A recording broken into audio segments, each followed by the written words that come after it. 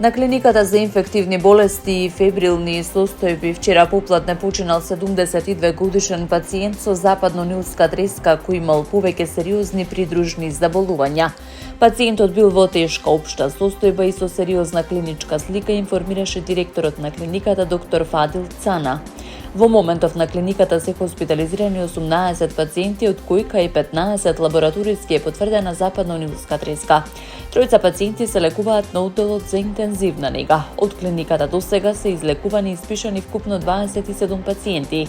Министерот за здравство Сашо Глековски информираше дека Агенцијата за храна и ветеринарство ја потврдила западно-нилската треска кај угинат Гавран во Ресен. По потврдата веднаш биле известени Центарот за јавно здравје Битола и општина Ресен со цел превземање засилени мерки и по индикација на спроведување третмани против комарци.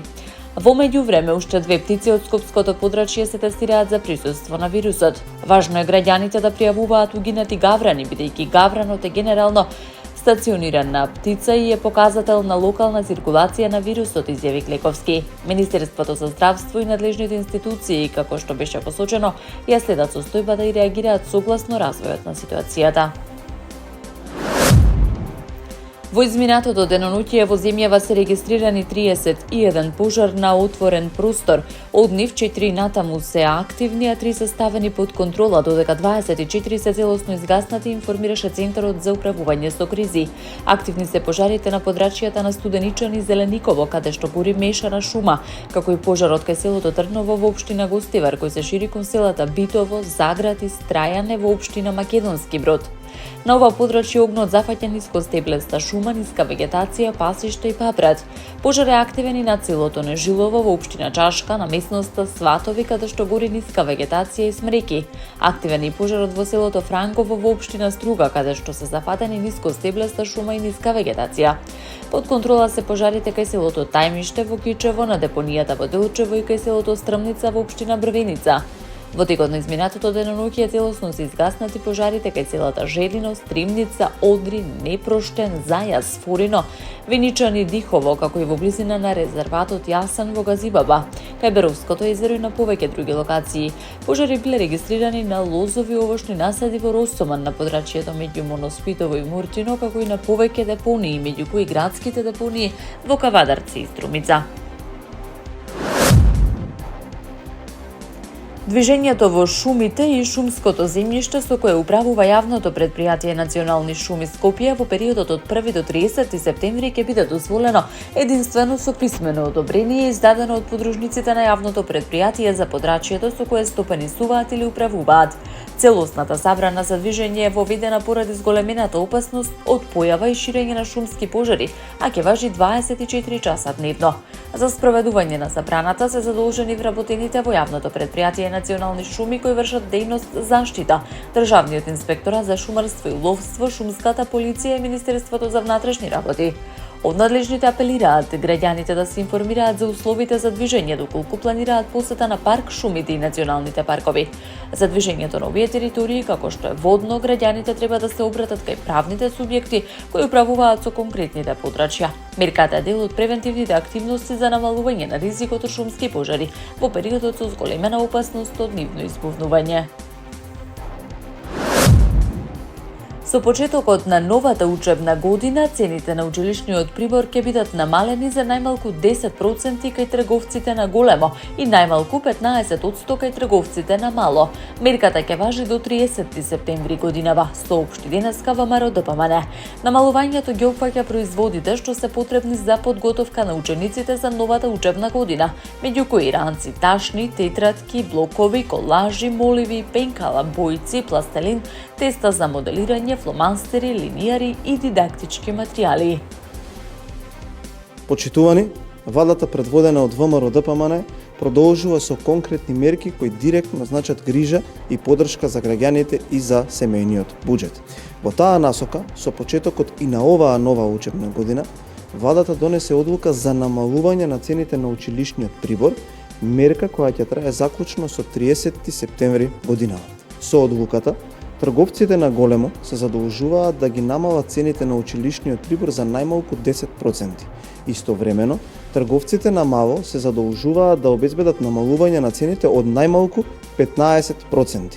Ова е конкретна и директна поддршка за семејствата во период кога родителите имаат зголемени трошоци за подготовка на своите деца за новата учебна година. Министерот за култура и туризам Седат Сулејмани денеска изврши увид во тековните активности за изградба на објектот на универзална сала во Скопје и се информираше за динамиката и напредокот на градежните работи. При увидот Сулејмани од страна на управителот на градбата Мегарон Инженеринг Скопје, надзорниот орган Друштво за управување со проекти Консалтинг до Скопје и изведувачот Универзал Банкал до Скопје беше информиран дека активностите се одвиваат во рамките на роковите утврдени со динамичкиот план. На објектот се реализирани повеќе значајни активности, меѓу кои скопи на подрумското ниво, изведба на столбови, активности за заштита на конструкцијата, како изработка и поставување на челични елементи. Дополнителен напредок на активностите се очекува да биде забележлив уште во текот на претстојниот викенд. Инаку во моментов, како што посочи од Министерството за култура и туризам, во производствените капацитети на актива во Штип интензивно се работи на изработката на челичната конструкција. Значаен дел од челичните конструктивни елементи биле веќе изработени според планираната динамика. Транспортот и монтажата на челичната конструкција без трибините треба да завршат најдоцна до средината на септември оваа година. Според министерот Сулејмани, универзална сала е објект од особено значење за Скопје и за културниот живот во државава. Особено е значено дека има напредок на работите и важна е изградбата да продолжи со засилена динамика и со почитување на утврдените рокови. Министерот очекува во наредниот период објектот да добива се поконкретен и повидлив изглед. Во периодот од 24 до 26 август оваа година полициските службеници спровеле редовни сообраќајни контроли на патиштата низ државава, при што биле издадени вкупно 1621 платен налог, информира Министерството за внатрешни работи. Од вкупниот број санкции 456 се однесувале на возачи кои не ја почитувале пропишаната брзина на движење. Во текот на 3 дена, 43 лица биле лишени од слобода поради безобзирно управување со возило. Од нив 20 биле приведени поради возење под дејство на алкохол, 20 поради управување без возачка дозвола, 20 поради претходно изречена забрана за управување со возило. Во истиот период биле одземени 19 возила. Полициските контроли регистрирале и 385 прекршоци за неправилно паркирање, како и 28 санкции за возење под дејство на алкохол. Санкционирани биле и 159 возачи на мотоцикли поради неносење заштитен шлем. Согласно законот за возила од сообраќај биле отстранети 17 нерегистрирани возила и 7 возила поради техничка неисправност. Од МВР најавуваат дека сообраќајните контроли ќе продолжат и во наредните денови, апелираат до сите учесници во сообраќајот да ги почитуваат сообраќајните правила и прописи. Најмалку 95 лица загинаа, 384 се водат како исчезнати во силните ненадени поплави што го погодија Хималајскиот регион на Непал, долж границата со Тибет. Меѓу исчезнатите има 291 странски државјани, соопшти туристичкиот одбор на земјата. Според информациите објавени од локалните медиуми, меѓу исчезнатите има 105 државјани на Индија, 12 британски државјани, додека за 111 лица се уште не е потврдена националноста. Најтешко погодени се областите Сјапру Беси и Тимуре во планинскиот округ Расува, каде што живеат околу 50.000 луѓе. Жителите кои живеат во близина на реката Пхоте Коши се повикани да се засолнат на повисоки и побезбедни места поради опасност од нови излевања. Поплавата предизвика сериозни материјални штети. Водата однесе делови од населени места, оштети патишта, мостови и инфраструктурни проекти. Министерството за водни ресурси на Непал соопшти дека меѓу оштетените објекти има и хидроелектрани. Поради штетите е прекинато снабдувањето со електрична енергија во областа. Имаме извештаи за уништени села и градилишта на инфраструктурни проекти, изјави администраторот на округот Нерендра Париер. Тој предупреди дека може да има многу жртви и голема материјална штета. Премиерот на Непал, Балендра Шах, потврди дека спасувачките екипи, полицијата и армијата се испратени во погодените области, за да обезбедат помош и да учествуваат во операциите за спасување. Причината за најновата поплава на реката Пхоте Коши се уште не е јасна. Властите и експертите потсетуваат на минатогодишната смртоносна поплава на истата река, која била поврзана со излевање на Ледничко езеро. Минатата година во поплавата загинаа 9 лица, додека 24 лица и понатаму се водат како исчезнати. Во катастрофата беше уништен и мостот на пријателството кој ги поврзува Непал и Кина. Поради неговото уништување, трговијата и сообраќајот меѓу двете земји беа прекинати неколку месеци. Новите поплави ја истакнуваат опасноста од ненадени излевања во планинските региони на Хималаите, каде што топењето на мразот, формирањето и излевањето на ледничките езера може да предизвикаат брзи разорни поплавни бранови. Спасувачките екипи продолжуваат со потрага по исчезнатите и со проценка на последиците од поплавата. Иран и Оман постигнаа договор за воспоставување нова привремена транзитна рута за бродскиот сообраќај низ Ормускиот теснет, соопшти заменик министерот за надворешни работи на Иран за правни и меѓународни работи Казем Гарибабди. Тој изјави дека влезот на новата рута ќе биде преку територијалните води на Иран и Оман, додека делот излезната рута ќе минува низ ирански територијални води. Коридорот ќе биде широк 7 милји, односно 11,3 километри. Гарибабди нагласи дека договорената транзитна рута е привремена.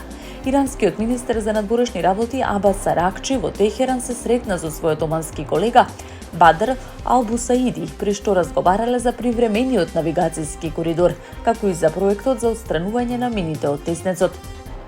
Албусаиди на социјалната мрежа X изјави дека се надева од и двете земји наскоро ќе го објават воспоставувањето на коридорот, додавајќи дека идното управување со теснецот и трајното решение ќе следат во догледно време. Според заедничката изјава по состанокот, планирани се технички разговори за постигнување долгорочен договор. Иран останува на ставот дека Ормускиот теснец нема целосно да биде отворен, се додека САД не ги исполна своите обврски од привремениот мировен договор потпишан во јуни.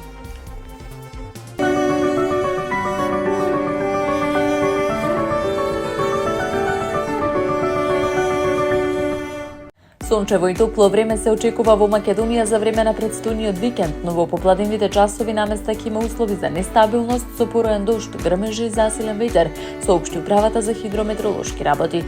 Оттаму предупредуваат дека поради големата енергија во атмосферата, локално нестабилноста може да прерасне во невреме, проследено со интензивен пороен дожд, силен ветер и појава на град. Слично време се очекува и во Скопје и Скопскиот регион. Во текот на денот ќе биде сончево и топло, додека во попладневните часови ќе се создаваат услови за развој на грмежи, облаци, пороен дожд и засилен ветер. Според управата за хидрометеоролошки работи, во одделни делови од Скопската котлина атмосферските процеси може да бидат поизразени, при што се можни интензивни поројни дождови, силен ветер и појава на град. Од надлежните се препорачува граѓаните да бидат внимателни во попладневните часови, особено доколку се на отворено во подрачја каде што ќе се развиваат грмежни облаци.